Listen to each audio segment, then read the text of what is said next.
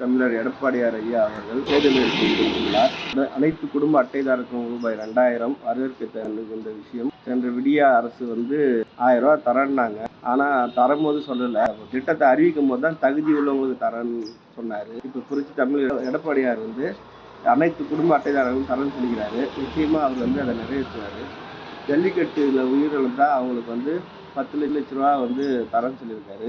இது அந்த குடும்பங்களுக்கு ரொம்ப யூஸாக இருக்கும். இஸ்லாமியர்களுக்கு மகளிர் சுய உதவிக்குழு மூலயமா லோன் தரேன்னு இருக்காரு. அதை வச்சு இஸ்லாமியர்கள் சமுதாயத்தை பின்தங்கியவங்கலாம் கொஞ்சம் பொருளாதாரத்தில் மேம்பட நல்ல வசதியாக இருக்கும். வரவேற்க வேண்டிய திட்டம் தான். பசங்களுக்கு படிக்கிறதுக்கு போன ஆட்சியில் இந்த கல்வி கடனை ரத்து பண்ணுறேன்னு சொல்லிச்சு விடிய அரசு.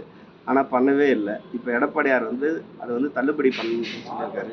எவ்வளோ ஏழை எளிய மக்கள் படிக்கிறாங்க. கடன் வாங்குறவங்க ஏழை எளிய சமுதாயத்தில் பின்தங்கியவங்க தான் லோன் வாங்குறாங்க. அந்த கல்வி கடனை ரத்து பண்ணுன்றது உண்மையாலுமே வரவேற்க வேண்டிய விஷயம் தான் இது. இதனால ரொம்ப குடும்பம் பொருளாதாரத்தில் முன்னாடி வரும். பசங்களும் படித்து ஒரு வேலை வாய்ப்பு போய் அந்த குடும்பம் பொருளாதாரத்தில் வழி வந்து